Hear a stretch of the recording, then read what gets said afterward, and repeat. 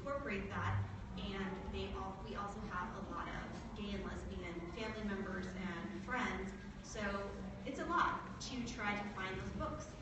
And so that's sort of my journey.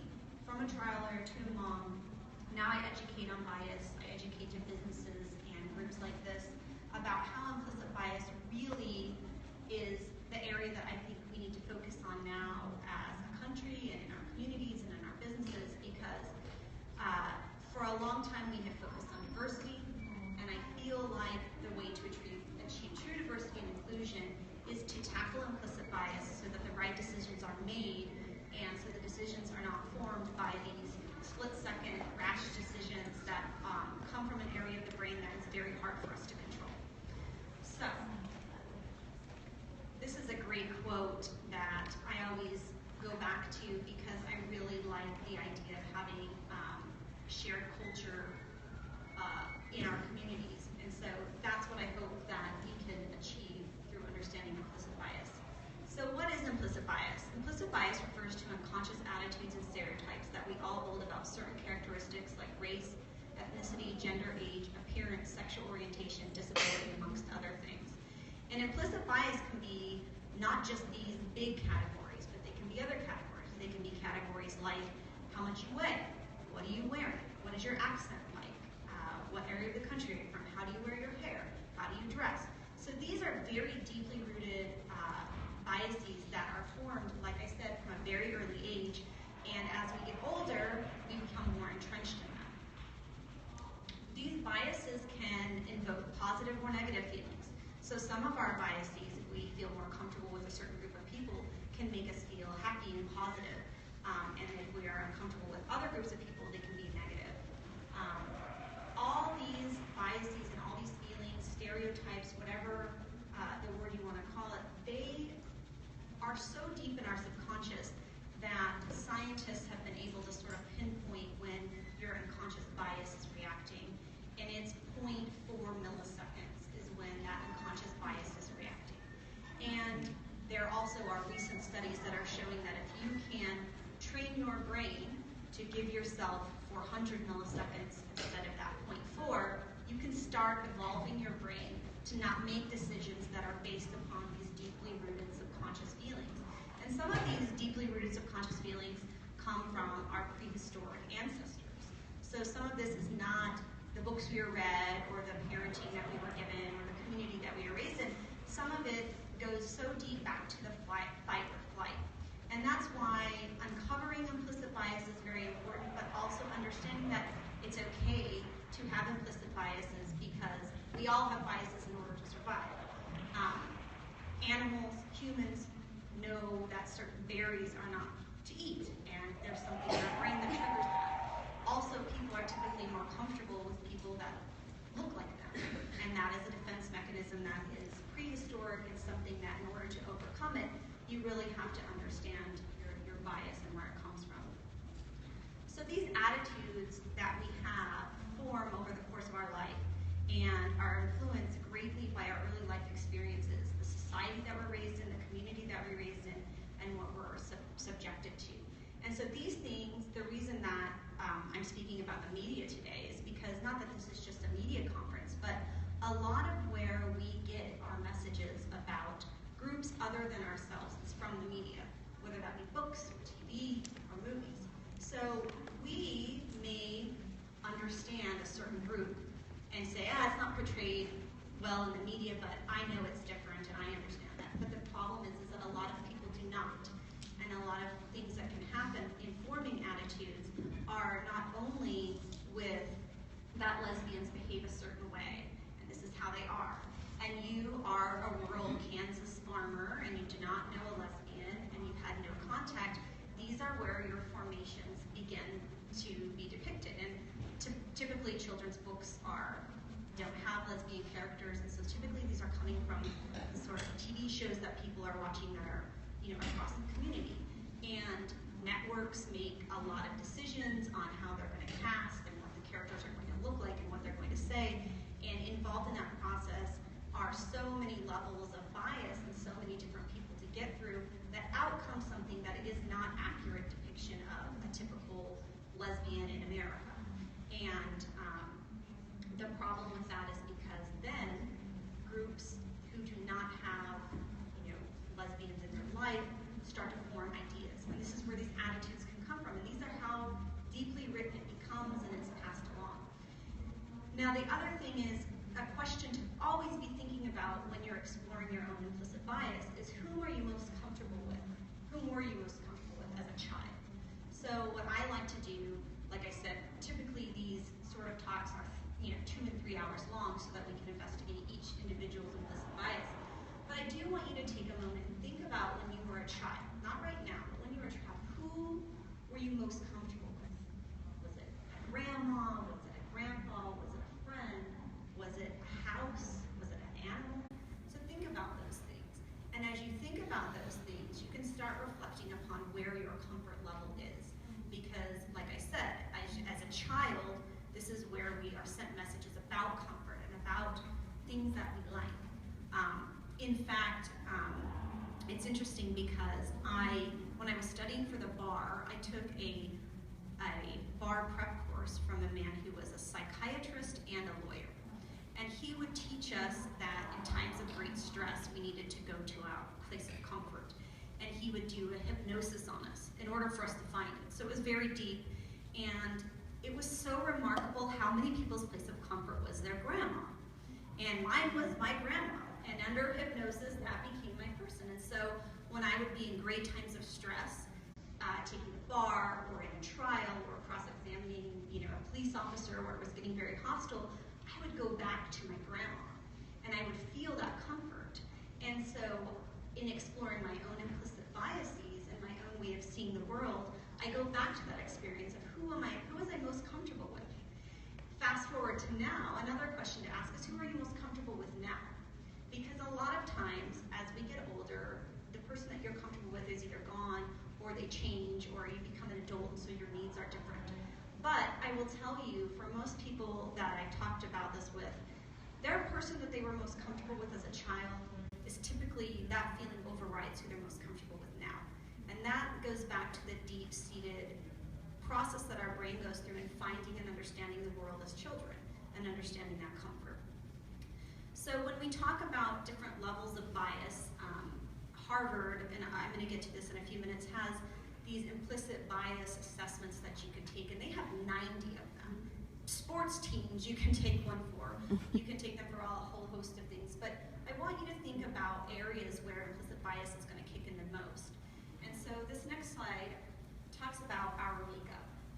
And so I like to think of us as an iceberg because we all are complex individuals, and looking at somebody, you may make assumptions about them.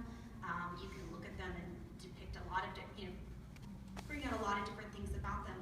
But really, most humans are very complex, and most of it lies under the surface. And so when you're making judgments as to very important things like hiring somebody, who to be friends with, and for example, who to cast as a character, we're getting looks first. And we're walking in and you're observing a person, and you're going to tell, your brain is going to react and come up with a script. So we're going to talk about that, how to switch that script up. So visible diversity traits are pretty obvious. These are the traits that you can see, and they're very easy for anybody's brain to look at and understand. And this is what a lot of kids will see first, and a lot of kids will point it out. And one of the things that I have found in researching implicit bias and trying to figure out a way to teach this to parents is when a kid points out something like, hey, that person has black skin, it's very important for parents to acknowledge it. Say, yes, they do have black skin, and let's talk about that. Because what we have found is that when we ignore differences, especially with little kids, they start to compartmentalize and put people in a box, like they don't look like me, that's an unknown. And so when a child encounters somebody who looks different than them, it's important for the adults in their life to say, yes, that person is in a wheelchair, and do you want to know more about that? Because what happens is that creates a complexity in the child's brain.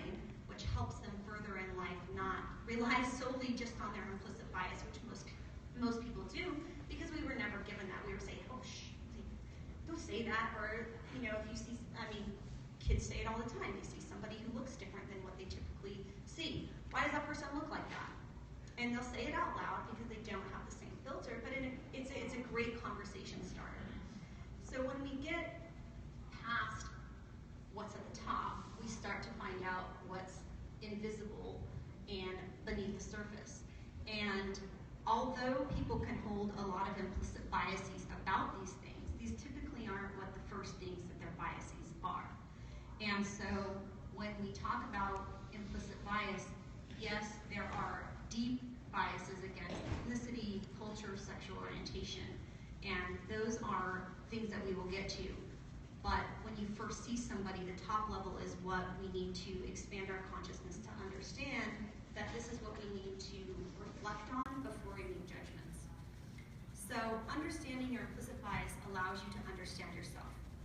And my philosophy and what I teach to people is that knowledge is power. And the first step is knowledge. And so how do you understand yourself? Matters a great deal. So everybody has a set of unconscious lifelong biases and affects how we interact and work with other humans. From who we choose to be friends with, to hire, to marry, promote, are influenced by these unconscious attitudes in our decision-making process. And so people may feel like I'm not biased and I work very hard at it, but we all have a level of bias that is natural and it's okay. It's not okay when you are a decision maker. It's not okay when you're a CEO of a company and you are making hiring or firing or promotion decisions. It's okay as an individual to have those, and it's okay to accept those, but there is a need to move on from those. And so everybody in this room, including me, who life is about unraveling bias, has biases. And I work very hard in understanding mine, and I work very hard in teaching others that it's okay, but there's a path forward. So implicit bias lies in all of us. It's very common for even those people who feel that they are the least biased. Sometimes they actually harbor as many or more as other people because, unfortunately, a lot of times when people feel like they are very open-minded, they are very vocal, and they are very unwilling to learn about themselves because it's scary. And I will tell you, I hope all of you after this will take the Harvard Implicit Association tests. And there's 90 of them, so you're not going to want to take all of them off the bat because they take about 10 to 15 minutes. And you will discover so much about yourself. But I'll give you a caveat about that, which is there has been research that, because these have been around since the 90s, and there's been some research that says if you take them and you don't do anything with that information and you don't have a plan for growth, they actually serve to reinforce your bias.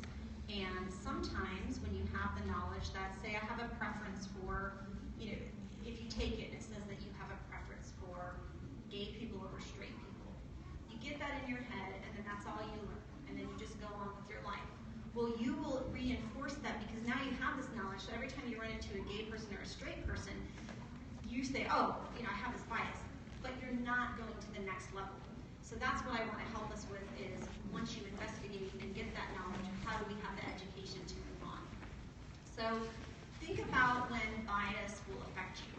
Think about it in relation to who should I be friends with? Should I sit by this person on the bus? When you get on a bus or an airplane and you're just trying to pick your seat, your brain is making 1,000 decisions and you're not conscious of it. Your first is this person safe? And that's the first thing that your brain is doing. Your brain is saying, is it safe to sit by this person? So what happens when you're having that? And so these decisions affect hiring, promotion, who do you trust with certain jobs in your businesses. And the reason that implicit bias and understanding is so important is because in our country we have been striving for so long to have diversity and to have inclusion, and we still struggle with it. And people are somewhat confused and conflicted about why are we still struggling? Why can't we have a makeup in certain businesses, in the media, and in all areas of life that are more inclusive and reflective of what's actually going on in society? And it's because, just like when you're sitting trying to sit somewhere on the bus or an airplane. Decisions are being made that are not rational. And that's what, when you uncover your implicit bias and you come up with a growth plan, you can definitely change the way things are. So brains are wired for survival. We talked about this. Should I eat this? Will that kill me? And when you're unfamiliar with a person or you're unfamiliar with a group of people, typically your brain's natural reaction is going to be fear. Fear-based, is it going to kill me? Is that person's different than me? I don't understand. And that's why a lot of kids, when they see something that's different from something that's in their family, they point it out. So for instance, in my family, because we are multi-ethnic and very culturally diverse, and we have a lot of different people in our lives, they've been exposed to a lot of things. However, we don't have any disabled people in our family. And so when we have been out in public, my kids are always keen on, they see a person in a wheelchair or they see a child with cerebral palsy in a walker, they're very curious about it. And so kids who grew up in an all-white family are going to be curious about, different, races and what we need to do when they're little like this, like I said, is to confront it. So let's think of effects of our bias. And these are just kind of funny ones, to just have you think about. So when people are naming children, and I don't know if anybody has kids in here, but typically choosing a baby name or even a name for a pet often is wrought with controversy and fighting about it because people associate names with something in their past. And so even so simple as choosing a name for a dog or a baby can get you into a place where you can understand where your implicit bias lies. And the example I give is I had a name that I wanted for our son, Tarek, and I said it, and my husband said, oh my gosh, the goofiest guy in our dorm was named Tarek. I could never have a child named that. And it was overwritten. There was no more debate because a goofy guy from the dorm was named that. And so that is a bias that is in his head, and no matter what Tarek he ever meets is going to go back to that person. And so we couldn't have a child named that. And so these are the things where bias can kick in and people become irrational about it. The next story I'll tell is cowboys versus Indians. And the reason that this hits home with me is because my husband is Indian and he's also Persian. But he told me a story about being a little kid in school and playing the cowboys and Indians. And they would play it on the playground and everyone would play. And he was always the Indian. But he thought they were talking about Indians. And as he got older in school, he realized it was Native Americans, and then he was really confused. And he started to feel like, like he needed to tell people that he was a Native American for them to understand that he was an Indian. And so when teachers are playing these games or kids are playing these games, what's happening is it's setting up a bias, and the effect of that is by naming things that aren't really the name of that thing. And they are not Indians. If you want to say cowboys versus Native Americans, that's factually more accurate. But when you say cowboys versus Indians, that's putting a bias in everybody's head, including the person, like my husband, felt like more comfortable in some situations being a Native American, which he wasn't. And this was a little kid feeling, and these are these subconscious things that get in there. And like I said, a question to keep asking yourself are your comfort zones. And think about the communities that you're most comfortable in and the spaces that you're most comfortable in. And from there, we're going to go on and talk about what to do with that comfort zone. So now let's talk about education. So we hopefully after this, you will go home and you will take this implicit bias test, and you will figure out your bias. I just take a couple of them. They take 15 to 20 minutes, and they're very accurate. But once you find out, you have to recognize that is your blind spot. So when you find out what your blind spot is, so if you have a preference, they'll tell you, do you have a preference for people of color over white people, or do you have a preference for white people? They'll tell you if you have a preference for white-looking people over Arab people. They'll tell you if you have a preference for skinny people over overweight people. There's a whole bunch of different tests. And there's also a result that says you do not have a preference. And that's awesome. That hopefully the reason you have that is because you've been exposed to so many different communities that you've kind of don't have a preference because you understand it. Once you find out what your bias is, you have to have a desire to grow as a human. And what I tell people, both professionally and when I'm educating people, is that nobody can force anybody to confront their bias and learn from it. It's got to come from you. You have to buy into the fact that the decisions that you're making are being affected by something, and there's a way around it. And so you need to have that. And I talk about flip your brain, don't flip your lid. So when you are confronted with a stressful situation, and stress doesn't always mean bad. Stress can just mean any sudden thing. You're waiting in line out there to get in, and somebody bumps into you, and you look at them. I mean, these sort of quick events are, stressful, and they usually evoke an immediate reaction. So when your brain, when you're cognizant of these and conscious of these things, you can keep your brain in check. If you don't, you're going to flip your lid and go back into prehistoric brain with all your biases and all your fight or flight mentality. And that's typically what people do, is that when confronted with a difference or confronted with something that's uncomfortable, they immediately go to the fight or flight part of your brain, and that's where all these subconscious biases lie. So we talked about the implicit association test from Harvard. It's not a report card. So if you get a result that you're not happy with, you don't need to be scared of that. You just need to figure out a path forward for that. It's a starting off point. It's a way for you to discuss with yourself, and it's good to take it with somebody that you can kind of have a conversation about, wow, I didn't realize that I would have this kind of a preference. So here's a couple examples that I'll give you with people that have been involved, that I've been involved directly with. So one of the reasons I got involved in this work was because of Children's Museum volunteer. And I had taken my son, my niece, who is Indian and Egyptian, to the Children's Museum back in Austin where I live. And we were there, and we were in this little called Carrot Land. And there was all, you have to be under 3 to be in there. So there's all these little tiny kids, 2 and 3 years old, running around in there. And I'm sitting watching my son and my niece and 3 other kids playing on this foam thing that they were jumping off of. And all the kids were white, and my child is passing white, and my niece is not. They were all doing the identical thing, jumping off the same thing. They were 2 and 3 years old. And the volunteer came over, and she scolded my niece. And she picked her out of all of those 5 kids, and she scolded her, and she said she was bad for jumping off of this foam. She didn't know I was her caretaker, and so I immediately jumped up and said, let's go downstairs, and I went and talked to the director, and I explained that kids of color are notoriously targeted for disciplinary measures over white kids for doing the exact same behavior. And I had just witnessed it. I was 1 foot away, if not less, and none of the white kids, including my own child who was doing the exact same behavior, got reprimanded. And these are how these biases come out.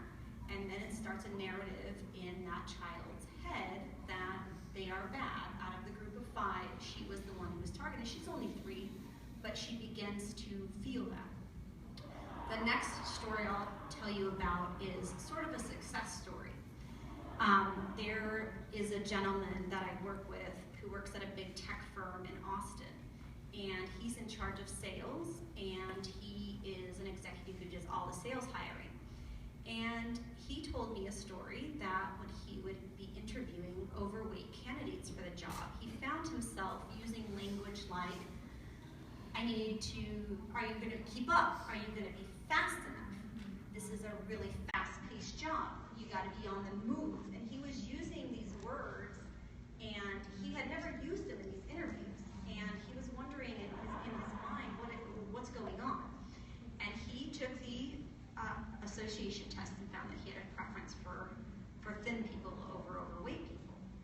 And what he started doing was every time he would have a candidate come in for either a promotion or for the job who was overweight, he would make a note of it in his head before he started the interview. And he was able to stop himself from making these, you gotta be fast, you gotta move, this is fast paced, can you keep up? And he started interviewing them in a way that was more fair and giving them a shot to answer the questions. And so this is how deep some of these. I mean, this is costing people jobs who are otherwise qualified. The last example that I'll give you is that there is a gymnastics gym that I work with, talking to some of the coaches about their implicit biases and how they deal with the children. And one of the coaches has a very hard time when kids do not speak English as their first language. And there was a little boy named Pablo who was in the classes, and the teacher was having a very hard time teaching Pablo. And the parents were frustrated, they were about to quit, and so I talked to the coach, and she said, I just don't think he understands anything I'm saying. But he speaks 2 languages. As a 5-year-old, he speaks with an accent. And so she was thrown off by his accent and felt like he didn't understand. And so it took her to understand that this child knows 2 languages, one more than you do. So clearly he's not an idiot. And clearly he understands what you're saying to him about how to do a front roll. But she had to learn to take that pause when she was dealing with kids in the gym who had an accent. So take a look within. If any of you want to take a picture of this, we don't have time to go around the room and talk about this, but these are some ways to understand your bias. So think about, in my family, children are expected to. It's a very broad question. I often feel uncomfortable around people who are, this can be, people who look different than you, talk different than you. I am proud to be what? Name the first thing that comes to your head. When I hear people speaking in another language, I think they are, fill in the blank. And then the next one are, take a moment to answer these. Think about your childhood. Who are your friends and your neighbors? Were they the same religion, as race as you? Again, write these down and think about these. I often feel uncomfortable around people who are. Think of that, answer that question. Do you have a type when choosing a mate? This can be a type of body, a type of hair, a type of skin, a type of personality. And this is a critical one for the white people in the room. Think about a time when you have been the different one. And I use race because race is the most startling one, that it's very hard for white people to ever be the different one. So we can be different in a lot of other areas, but as white people, it's very unusual for us to be the only one in the room. And so try to think of a time for that. And these will help you move forward. So we're going to talk a little bit about growth. We don't have a ton of time, so these are very critical for you to, after you take the bias quiz, after you answer some of these questions, think about your comfort zones. Then we need to get to the growth aspect. So self-observation is one of the most critical tools, and you can do this in a variety of ways. You need to learn to be present in the moment in yourself when making critical decisions in your life. Now, this is not something you can do every minute of your life, or you would never make it out of your bedroom if you critically thought about every move you make. But when you are choosing friends, when you are interviewing somebody, when you're in a position of authority, when you are talking to somebody or choosing a variety of things in your life, this is the point where you need to sort of recognize how your bias is affecting you and have these moments of presence. The way that you do that is, after you understand what your bias is, when you encounter somebody on the street who is unsettling to you typically, you need to be aware of that before making a decision about this person. And then be okay with some uncertainty. So the reason our brain gets wrapped up in these quick decisions is because we as humans are uncomfortable with uncertainty. We're uncomfortable with any uncertainty in our life, and that's why we schedule our lives the way, that's why we like to dress a certain way, that's why we like to hang out with certain groups of people, eat certain food. So be okay with some uncertainty when you're choosing your seat on the bus. So if you see somebody who typically wouldn't want to sit by on the bus, for me it would be, a Confederate flag draped white man. I typically wouldn't want to sit by that person. Now, maybe it's not a good choice for me to do that, but there are some occasions for you to sit in uncertainty if it's a safe place. So perhaps that would be, certain places it may be safe for me to sit there and not, it gets me out of my comfort zone and it teaches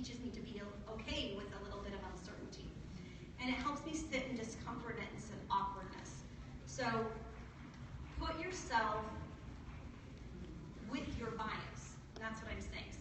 So shockingly to nobody who knows me, but I have a bias against white males, and I understand this from my childhood, and I went through discovery about it, and so I have to do this, work through my bias by giving the benefit of a doubt in a lot of situations where I am dealing with like a white male, especially like I said, the Confederate flag draped type people.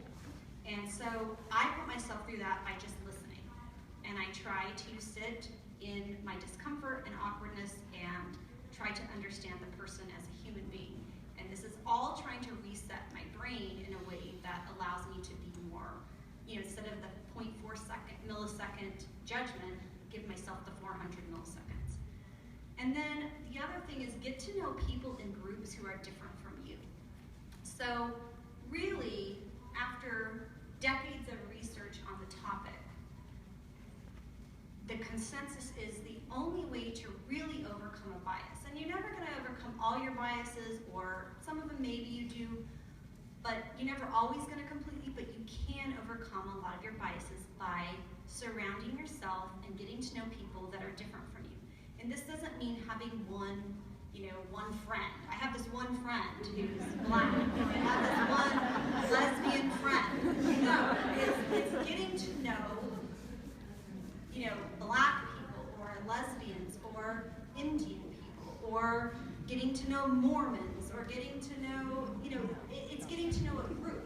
You're not going to know all of them, but when you get into a situation where you learn about a group of people that is different than you, your brain cannot help but to absorb that information, and you will become comfortable.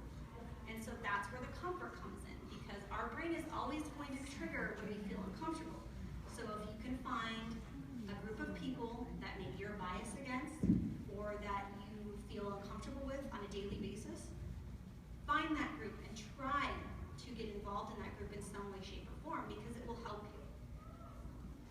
So we're going to move to here. Implicit bias in the media.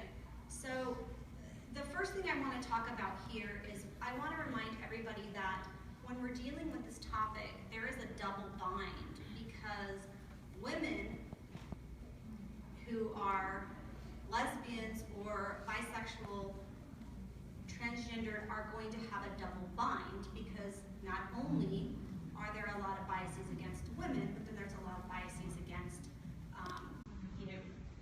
and there's a lot of biases about how women look, and the displays of what a woman is, the gender norms, normative behavior. And so it's important when I talk about implicit bias in the media that I convey that this is not a one versus one sort of a situation, because we have to think about the double binds that many women, men have, whether it be with race, ethnicity, gender normative behavior, weight.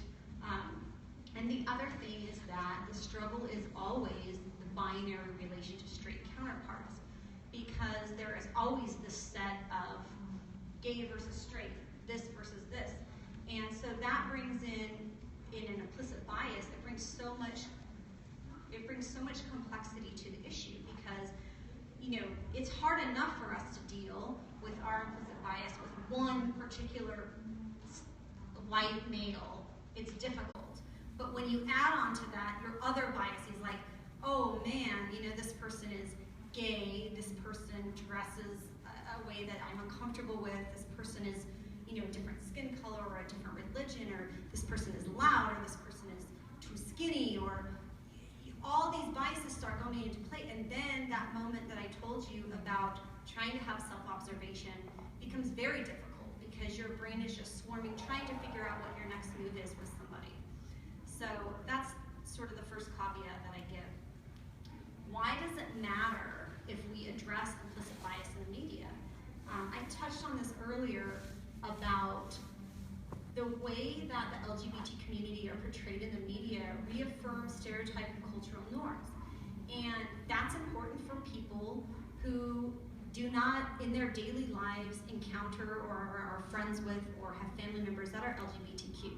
Because what they get from TV is what becomes their understanding and what they teach their children, and then it just keeps spiraling. So the media is largely how we relate to those we don't normally experience.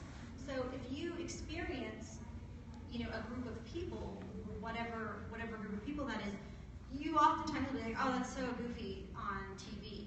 For instance, as a lawyer, when you watch things like Law and Order, you're like, oh my God, that's not the rule. You're like yelling at the TV, but no, you wouldn't know that unless you were a lawyer. And police say the same things about police shows, like, oh gosh, this is the craziest thing. And I actually met somebody who does NCIS, like for real life, and the guy's like, it's the most boring job in the world, and it's like an unrated TV show. And so the TV's reinforcing these beliefs that this is how lawyers are, and this is how gay men are, the Will and Grace, and this is stereotypical like gay men, and they dress really great, and so people who are not friends with that group start to experience that group through the media, which is why it's so important. But even more important is it could reinforce feelings about yourself. And that's where it becomes really damaging to individuals. Because if you see yourself in the eyes of the media being displayed as something that you're not, it can create a confusing feeling of, well, I guess I am really different. And so the media holds a very important place in our society, and it's all sorts of media. And that's why we're here today at this conference, is because of something that writers or directors decided to do in a script, and imagine where all the biases were in creating these decisions. And that's when my next slide talks about is this. Writers, developers, directors, producers, network executives. I could go on and on. Think about how many biases are leading up to that thing getting on the screen. I mean, even think of the music that they choose to play as background music in film and TV. It matters so much. And, laugh tracks in shows helps you learn how to laugh at something. And if the music is very stark and scary, it changes your mood. And so think of a music editor who has an implicit bias against, gay men putting together music for us. And everybody up to that point could have had their bias in check, and it could be accurate, and it could be really true to life. But then the music guy comes in and starts putting in music that changes it a little bit. So in every area of TV and film development, there has to be a call to action by those of us who view it to say it needs to be more representative, and you have to understand your implicit bias. And I'll tell you that in researching this topic and in just my general philosophy, I feel like the lesbian relationship in film and media, the way it's portrayed, is something that we don't see portrayed almost at all accurately because of the double bind that I'm talking about, of the female issue, plus also the lesbian issue. But I also think that it flies in the face of masculinity and the patriarchy, and I feel like the reason that we don't see representation that's fair, accurate, and true to life is because lesbian relationships that would be portrayed true to life, a couple doing normal family things, is very threatening to men, and it's very threatening to the status of patriarchy. And the reason that you see gay men, like on Modern Family, having a family is because they're men. And it continues the role of, the lawyer dad working hard and taking care of his stay-at-home dad counterpart. But if women were to be in those same roles, it would be very threatening to masculinity and to patriarchy.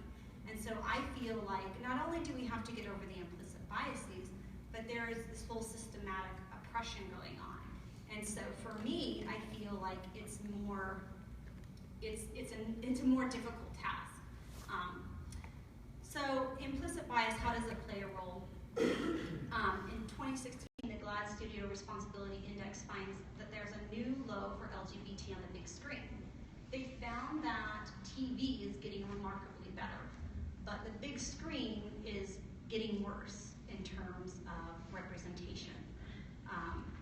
And things to keep in mind, and I found this from a source called Media Smarts, and they're great. They have so many great resources, and when you're looking at this, keep in mind implicit bias when you're going through this list, because audiences negotiate meaning, so you may put out something, but if people's implicit biases who are viewing this great, reflective piece of film or media, if their biases are judging it, it's going to be hard to convey a message.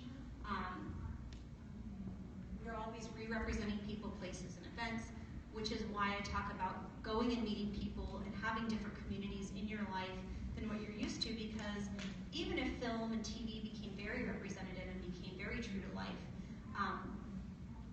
it's not real, and we need to make sure that we are going to those groups of people. Media contain ideological values and messages. They have commercial implications, and those are very important, especially in the network, ABC, NBC. What is safe? And I always go back to Modern Family because it pushes the line in some ways, but it's so safe. It's such a safe show, and people who are not familiar with or don't have a lot of experience with the LGBT community will talk to me about that show and how it's such a positive show, and I try to explain to them that it's not super positive or amazing in real life. So, sorry if anybody's a huge fan. Call to action. So this is what I want to get to before we're out of time, because like I said, when you take these assessments, when you answer the questions, when you think about your comfort zone, I want you to have a direction that you're headed in. I don't want it to end there. I want you to have a conscious conversation with yourself when you meet people who are different than you, when you're dealing with people who you're insecure around or you feel uncomfortable with. So discipline and overcoming your bias when it pops up. You need to learn that pause. And really, mindfulness, being conscious, and being able to observe yourself, these are all things that go great hand in hand with living a great life and being present. But really, when you want to overcome your bias, you have to learn to be present in the moment and think about what your brain is doing, because it's doing things that you probably don't want it to be doing. Have a commitment to bias awareness in your attitudes that are reflective of that commitment in your workspace or personal life. So we can do these things in our personal life, we can do it at work, we can do it when we have interactions. I mean, if you are working in customer service, you can have it with your customers. I mean, it's so important in so many areas, and you can discover these attitudes both in your workspace and your personal life. And open your mind to new experiences other than your own. Like I talked about, find a place for you to sit in discomfort and awkwardness. And then a call to action for the media. So that's why we're here today, and those in creation and development need to have training on implicit bias. And it's something that, this is the tip of the iceberg that I'm having a conversation with you. What needs to happen is people in decision-making roles need to sit with someone like me for 2 to 3 hours after taking their implicit bias assessment, and we need to talk about how they're going to actually do it. And so that's my biggest call to action, is the education component. And viewers need to demand representation that's informed and accurate. And by understanding your own bias, you can be an ambassador of change for those around you. So by understanding your own bias, you can start conversations in your friend groups and your family groups and talk about it. And it really helps you discover yourself. And it doesn't mean an end to bias. It just means an end to bias controlling your decision making, who you're involved with. And like I said, once you expand your network and once you expand your community, it's amazing to find that your